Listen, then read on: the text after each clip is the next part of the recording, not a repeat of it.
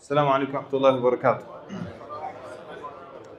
بسم الله الرحمن الرحيم. الحمد لله رب العالمين والصلاة والسلام على رسوله الأمين وعلى آله وصحبه أجمعين. أما بعد. Today we are talking about the name of Allah subhanahu wa ta'ala, At-Tawwab. At-Tawwab. In the language, Taba means raja'a, returned. So if there's abd that's tawwab, if there's a servant of Allah that's tawwab, that means they always return back to Allah subhanahu wa ta'ala. Always coming back to Allah subhanahu wa ta'ala. Allah subhanahu wa ta'ala being a tawwab, meaning He is the one who always accepts the repentance of His servants. The one who always accepts the repentance of His servants. And Allah subhanahu wa ta'ala tells us multiple times in the Quran that He does accept the tawbah. وَهُوَ الَّذِي يَقْبَلُ التَّوْبَةَ عَنْ عِبَادِهِ, right? One verse. And He is the one who accepts the repentance from His servants. Likewise, Allah subhanahu wa ta'ala describes Himself, غَافِرِ الذَّنْبِ وَقَابِلِ التَّوْبِ, the one who forgives the sins and accepts the repentance. And there is no limit, as we said before, there's no number of sins before you hit the limit or number of times you can repent from a sin.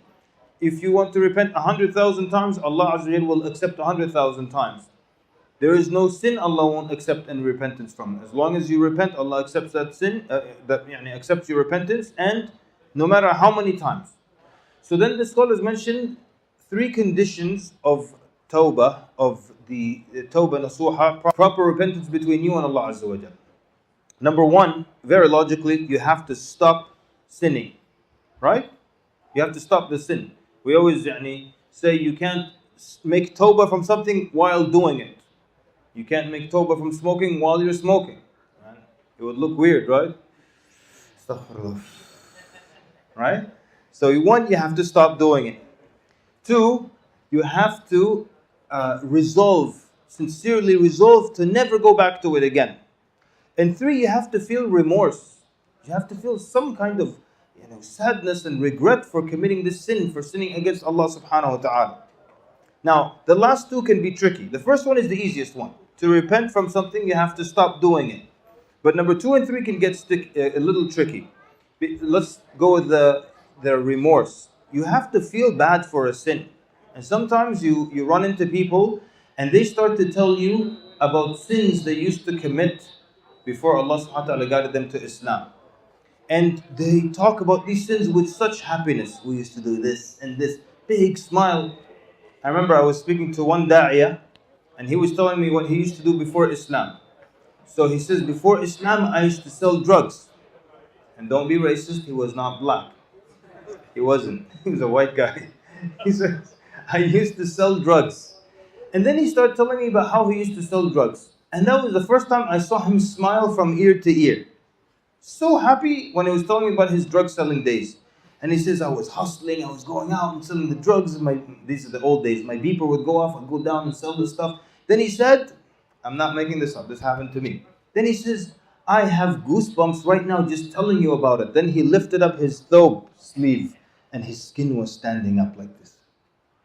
MashaAllah. That's how much you loved it? And still you're getting goosebumps from you being a drug dealer? So, whatever happened to remorse? So it's an important point that we feel bad for the things and the sins we committed in the past. But you find people smiling and telling people, we used to do this and we used to. But that's one. The other tricky one is that we said you have to resolve sincerely to never go back to the sin again.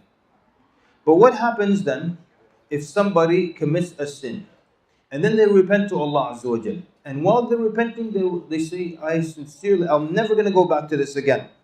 2 weeks later, they're weak, they do it again. Then they repent, I'm going to stop doing it. They feel bad sincerely. And they sincerely say, I'm never going to do it again. But then 2 weeks later, they're weak and they do it again. And this continues for years and years and years. We said a sincere repentance is one where you don't go back to doing it. So the scholars asked this question, is this a sincere repentance? The guy keeps going back to it every 2 weeks. Who says yes? Anyone else? Yeah? Very good. And the scholar said yes. Why? Because while he was repenting, he sincerely intended to never go back to it again. The fact that he's weak and human and broke and went back to it doesn't mean he wasn't serious at the moment.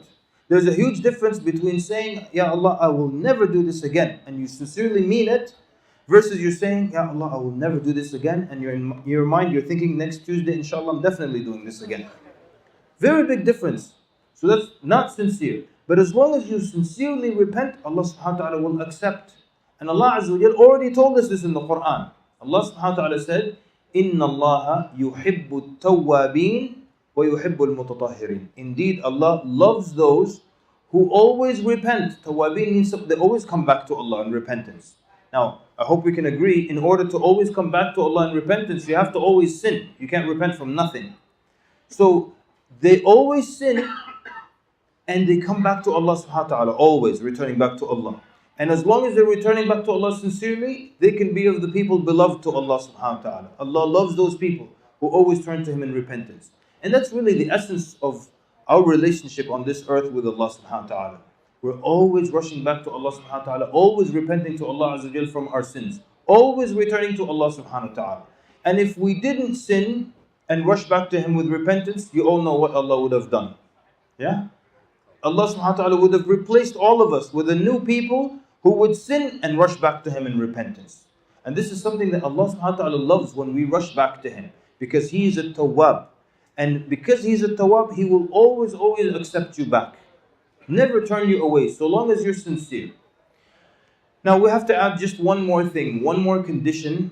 If so, there are three conditions to a tawbah nasuha, a sincere tawbah.